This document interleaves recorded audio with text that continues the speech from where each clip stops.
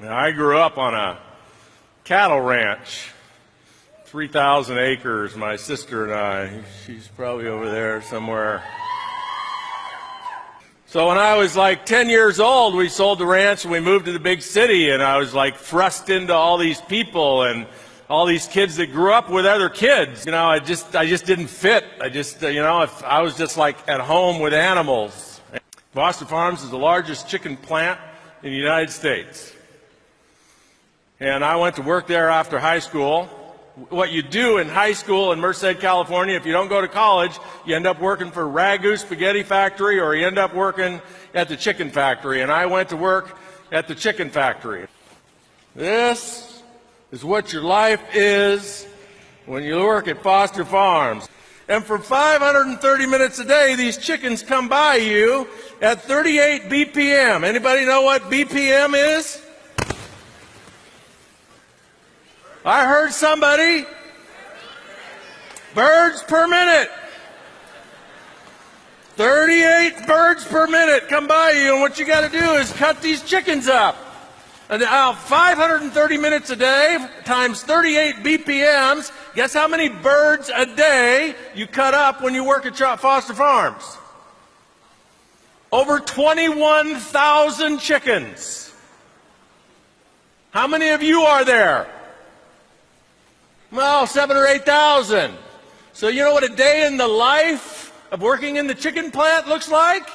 It looks like you are all chickens, and what I do in a day is cut you up 3 different times. When I worked at the plant, I made $3.05 an hour. The fact that I worked at a chicken plant and learned how to tell that chicken plant story has made me tens of millions of dollars. Now, just all of us have some kind of chicken plant story in our life. How many of you got some kind of chicken plant story in your life? You know, you had something to overcome, some adversity. Maybe it was even abundance, you know. So a lot of people in here you have too many options. You have too much money. You have too much credit. You got too good a job. So your network marketing multi-million-dollar career just can turn into an option for you. So that could be your adversity. What you got to do, like here's a couple of points I want to lay out for you. The first one is you got to find your unique story, whatever it is. I tell you this chicken plant story because this chicken plant story has made me millions. So first you got to figure out what your story is. So you hear the people on the stage this weekend, you notice that every one of them, even Tony Robbins last night, he had his story down pat. And he could tell it.